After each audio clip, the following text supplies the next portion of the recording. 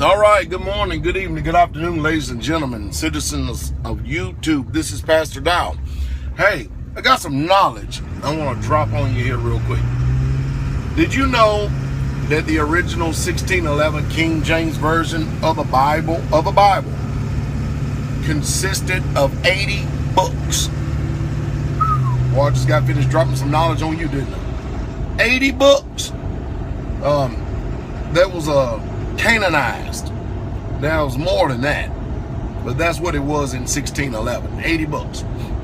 Somewhere along about 1684, again, they decided, the Europeans did, they decided they was going to gut the scriptures even more so. And they took out the bridge between, and let me talk in terms that it's easy for you to understand. They took out the bridge between the Old and the New Testament, which was the books of the Apocrypha. Now, the Roman Catholics, they still have it in their Bible. But King James, that version, they took out 14 books. Think about that. Reducing it to 66 books. And of course, the majority of Americans today have no idea, because time is an ally of deceit. They have no idea, none whatsoever at all, that this has happened to them.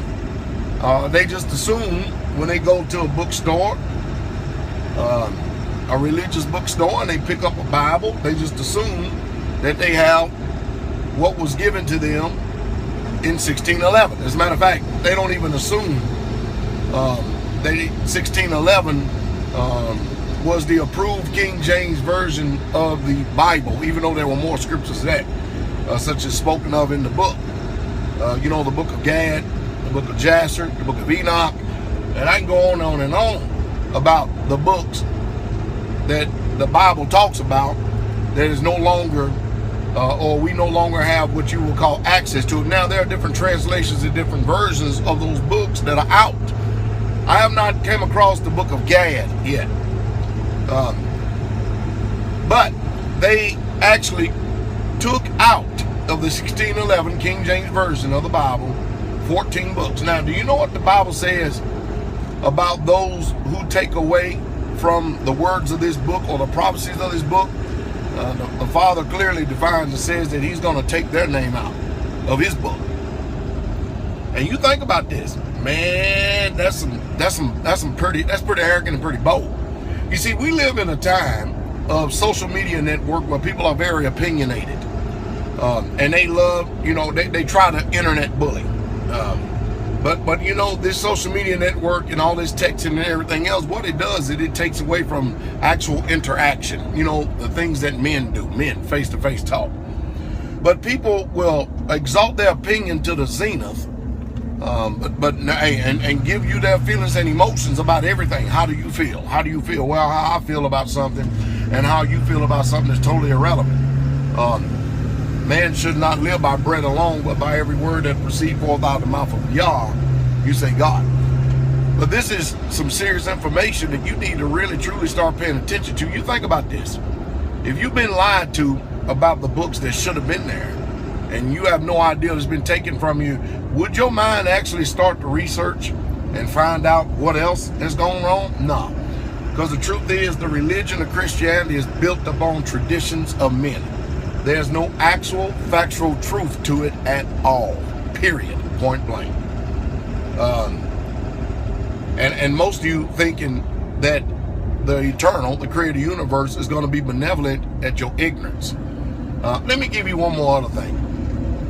Before I stop this video here. Did you know that the Bible says that the beginning of months is the month of Abib? Did you know that? Right around the time of unleavened bread called Passover. But the European calendar said that the beginning of the month is in the dead of winter, right in the dead season, the month of Janus, which still happen to be some type of god named January.